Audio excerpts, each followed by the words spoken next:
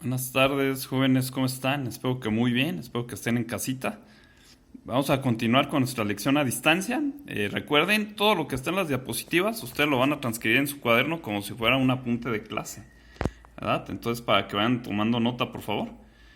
El principio de Arquímedes, pues es un principio de flotamiento, también se le conoce como principio de flotamiento muy importante, ¿verdad? Como ya lo analizamos previamente, tiene mucha importancia y aplicaciones en nuestra vida diaria. ¿Sí? Vamos a comenzar con algo que todos sabemos.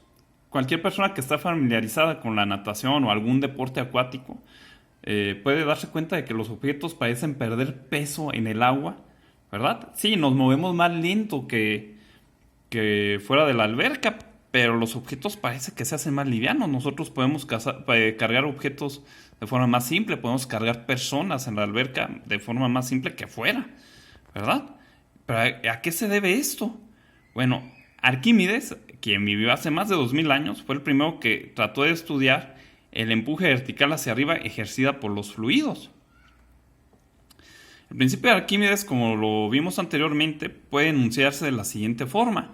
Un objeto que se encuentra parcial o totalmente sumergido en un fluido experimenta una fuerza ascendente igual al peso del fluido desalojado. Ahí tenemos una imagen animada, un GIF, ¿verdad? El cual podemos analizar de la siguiente forma. Dejan caer un bloque de madera. Ese bloque de madera va a desalojar una cierta cantidad de agua, ¿verdad? Y esa cantidad de agua que desplaza va a ser la que le va a empujar el bloque. ¿Sí? Es como la que nos va a alivianar pues la carga. ¿Sale? Bueno, ¿qué sucede cuando relacionamos el peso del cuerpo y el líquido en el cual éste se encuentra sumergido? ¿Qué puede ocurrir? Bueno, si el peso del objeto es menor a la fuerza de empuje, pues el objeto va a flotar.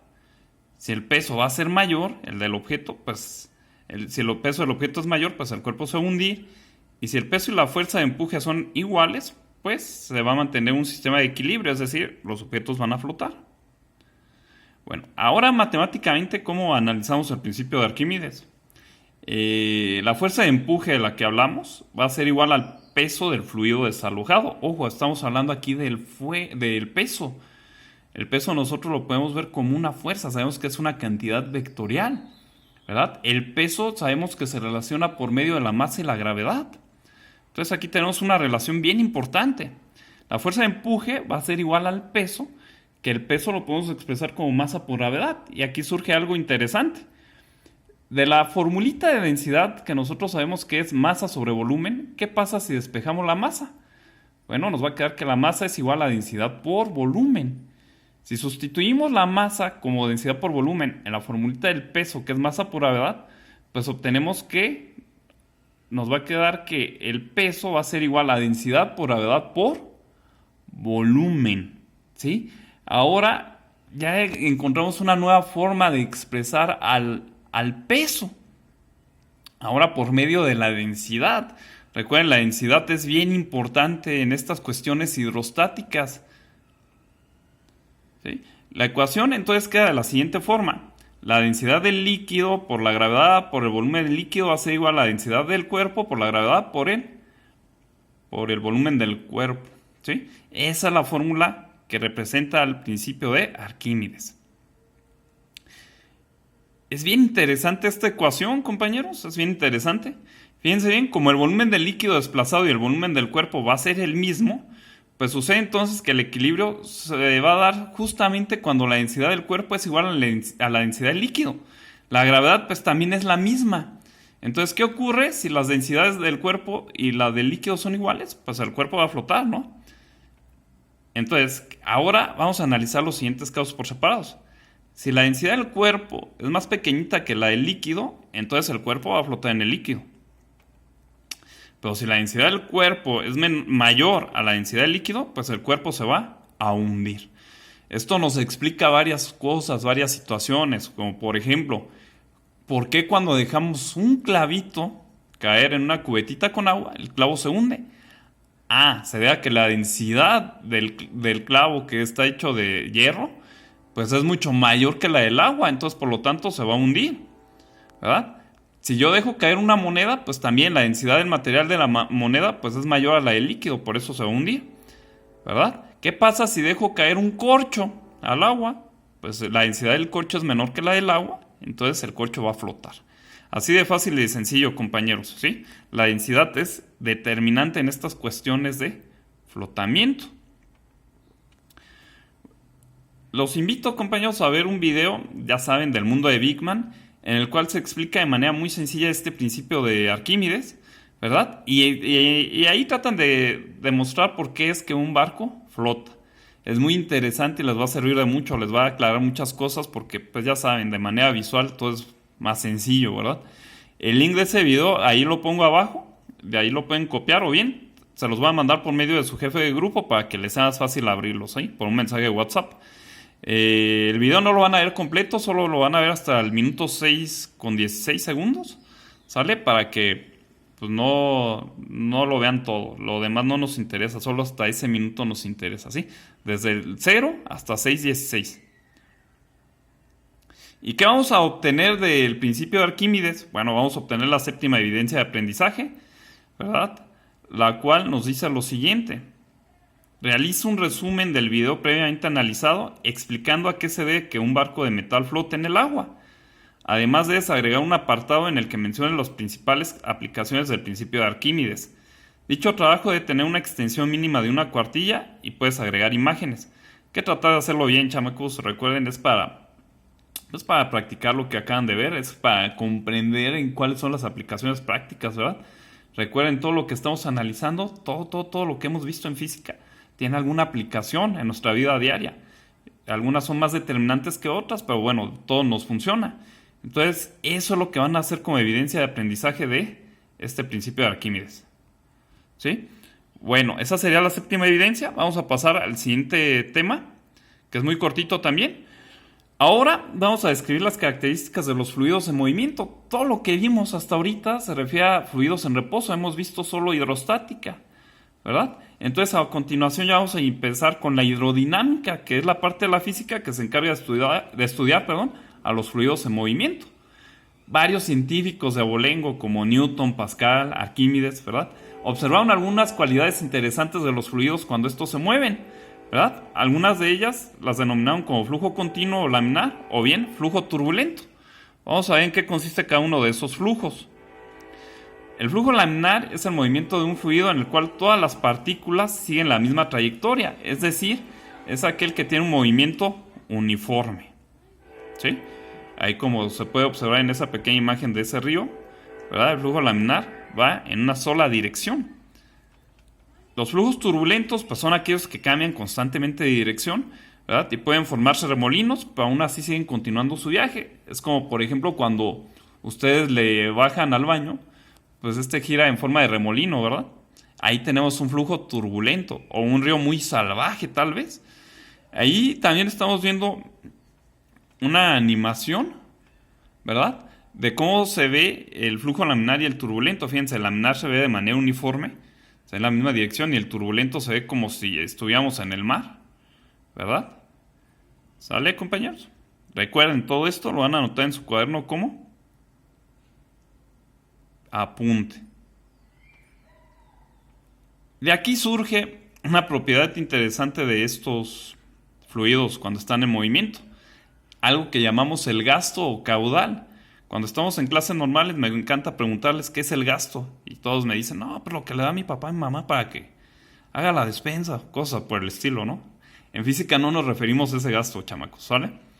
El gasto nosotros lo definimos como el volumen de un fluido que pasa a través de un área o una sección transversal por la unidad de tiempo, ¿sale? El volumen sobre tiempo, prácticamente así se define el gasto, ¿verdad? Bueno, se preguntarán, ¿para qué se utiliza el gasto? Bueno, principalmente para construir drenajes, presas. También en la industria es muy ampliamente utilizado, sobre todo en el proceso automatizado de llenar productos en sus respectivos envases. Por ejemplo, la Coca-Cola, ¿verdad? Hay todo un mecanismo en el cual vacía exactamente la cantidad necesaria de Coca-Cola en la botella, ¿verdad? No crean que hay señoras ahí que están con embudos llenándolo con una jicarita, ¿verdad? Cada botellita. No, muchachos, las cosas ya no funcionan así. ¿Cuáles son las ecuaciones matemáticas que nos representan el gasto? Bueno, pues son las siguientes. Gasto es igual a volumen sobre tiempo. Nosotros podemos descomponer el volumen como área por distancia. Entonces, la formulita nos quedaría también de esta forma. Gasto es igual a área por distancia sobre tiempo. No, recuerden que distancia sobre tiempo es velocidad, ¿verdad? Acuérdense de física 1. Entonces, si sustituimos distancia sobre tiempo por velocidad, pues nos queda que el gasto es igual a área por velocidad. Aquí tenemos que significar cada letrita: B de volumen, A de área, D de distancia, G de gasto, T de tiempo y V de velocidad. Usamos VEL para que no se confundan, ya saben, volumen, velocidad. ¿Sí? En los ejercicios muchas veces hay una relación muy importante entre lo que es el volumen y la cantidad de agua, ¿no? Un metro cúbico equivale a 1000 litros de agua. ¿Sí? Esta relación probablemente la van a ocupar en la tarea, no lo sé, tal vez no. Bueno, vayamos a hacer algunos ejercicios prácticos de este temita, ¿verdad? Para que ustedes desarrollen la actividad que se les va a mandar. El primer problemita dice: calcula el tiempo que tarda en llenarse una alberca de un balneario cuya capacidad es de 30 metros cúbicos, considerando que el agua se suministra con un gasto promedio de 0.02 metros cúbicos sobre segundo. Bueno, lo primero que vamos a hacer es ver las ecuaciones con las que contamos, las cuales tenemos ahí, y leer el problemita bien claro. Vamos a sacar los datos, chicos. El volumen son 30 metros cúbicos, el gasto es 0.02 metro cúbico sobre segundo, y nos piden calcular el tiempo. Nosotros debemos de verificar cuál ecuación cumple con las condiciones que nos están pidiendo, qué ecuación tiene esos datos que nos brindan y lo que queremos calcular. Pues analizando así, como les digo en clase, a ojo de buen cubero, la fórmula que vamos a utilizar es la ecuación número 1. Gasto es igual a volumen, gasto igual a volumen sobre tiempo. Bueno, entonces vamos a utilizar esa ecuación y tenemos que despejar el tiempo. Ya se la saben, el despeje es de lo más sencillo. Usan el truco del maestro, ya se la saben. El tiempo, como está dividiendo, pasa al otro lado y se sustituye por el gasto. De tal forma que la ecuación nos queda que tiempo es igual a volumen sobre gasto. Al sustituir los valores, nos va a quedar que el tiempo va a ser igual al volumen, que son 30 metros cúbicos, sobre el gasto, que es 0.02 metros cúbicos sobre segundo. ¿Sale? Usamos la ley de la herradura para sacar las unidades adecuadas. La fracción que debemos de completar es la de arriba, entonces nos quedaría metro cúbico sobre 1 entre metro cúbico sobre segundo. Hacemos la ley de la herradura: metro cúbico por segundo arriba y abajo metro cúbico por 1, nos queda metro cúbico. Se cancelan los metros cúbicos y las unidades que sobreviven son segundos, que efectivamente son unidades de tiempo, ¿verdad? Al hacer la división 30 entre 0.02, el resultado son 1500 segundos. Ese es el tiempo que se requiere. ¿Cuánto es más o menos 1500 segundos? Bueno, 1500 segundos son exactamente 25 minutos. Bueno, el siguiente ejercicio dice: para conocer la capacidad de un depósito de petróleo, se le llena con un gasto promedio de 0.04 metro cúbico sobre segundo durante 10 minutos. ¿Cuál es el volumen del depósito? Bueno, los datos que nos dan en ese problema es que el gasto es de 0.04 metros cúbicos sobre segundo, el tiempo son 10 minutos y el volumen, pues no sabemos, es lo que vamos a calcular. Debemos de seleccionar una ecuación que contenga esos datos que nos dan y lo que queremos calcular. Como pueden darse cuenta, pues vamos a volver a utilizar la ecuación 1, ¿verdad? De gasto es igual a volumen sobre tiempo. En este caso, recuerden, jovenazos, las unidades deben de ser las mismas. No podemos regar metros con centímetros, no podemos regar minutos con segundos. Entonces debemos de hacer antes la conversión de los minutos a segundos para que todo concuerde, ¿no? Entonces 10 minutos los convertimos a segundos, un minuto tiene 60 segundos, entonces 10 por 60 nos va a dar 600 segundos. 10 minutos tienen 600 segundos, ¿ok? La ecuación ya quedamos, es la de gasto es igual a volumen sobre tiempo. Despejamos el volumen, el tiempo la está dividiendo, entonces va a pasar al otro lado multiplicando. Queda que que volumen es igual a gasto por tiempo. Al sustituir los valores nos queda que el volumen es igual a 0.04 metros cúbicos sobre segundo por 600 segundos.